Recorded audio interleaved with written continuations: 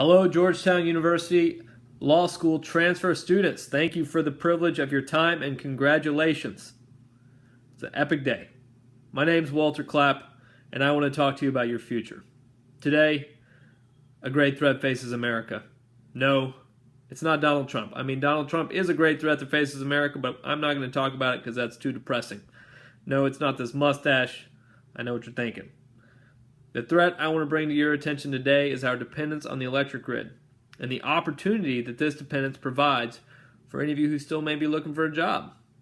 Like those aboard the Titanic, we are dependent on a great wave of technology that we can hardly see.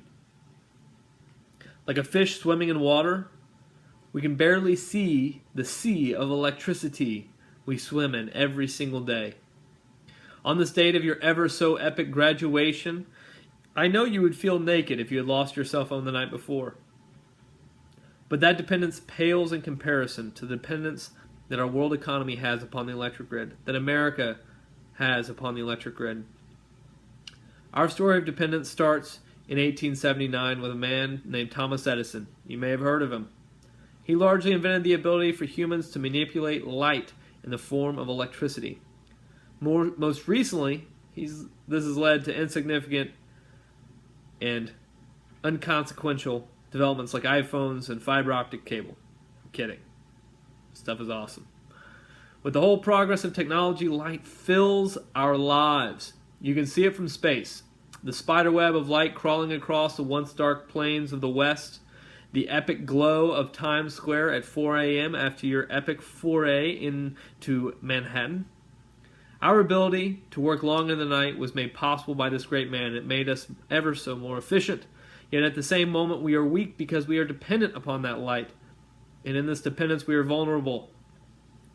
Our way of life depends upon this constant stream of YouTube cat videos. I'm kidding. I hope.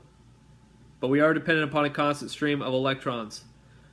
Without that stream of electrons, our way of life, all progress, would be undone. Now, this might sound tragic and scary. It's not. It's no more of a threat than climate change or nuclear weapons. Luckily, the solution to climate change is largely the same as mitigating the threats against the electric grid. Now, the solution is threefold.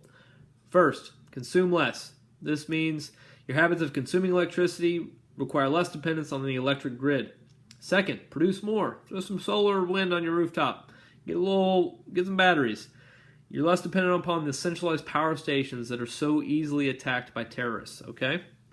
Number 3, plant a garden, can food, store extra food, talk to your neighbor, learn about one another.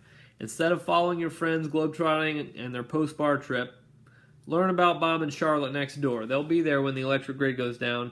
Your friends in Shanghai will not. But most of all, capitalize on the most recent Supreme Court decision, FERC v. EPSA. Now, I know I'm not supposed to talk about the law because your grandmother might fall asleep, but this thing is important. It was, coincidentally, Scalia's last dissent. I'm also not going to mention Scaliagate because I'm not supposed to talk about inside jokes, but Peller, Barnett, I remember you. I know you all do too. Okay, but seriously, FERC v. EPSA. You can sell back power now to the electric grid, and they got to pay you a bunch of money for it. This is a good thing. You throw up some rooftop solar, you aggregate that with your neighbors, and you have a business. Okay, so if you have a job, good.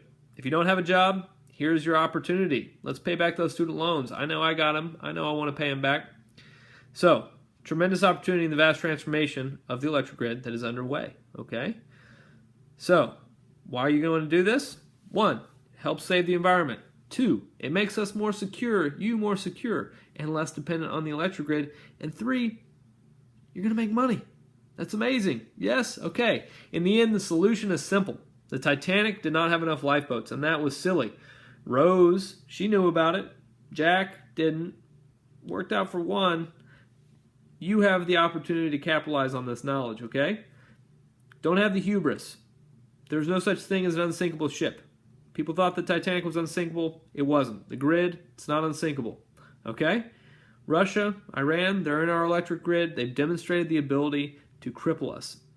We're sitting here doing nothing. Congress is doing nothing. I assure you, I worked for them. I talked to them. Nothing is happening.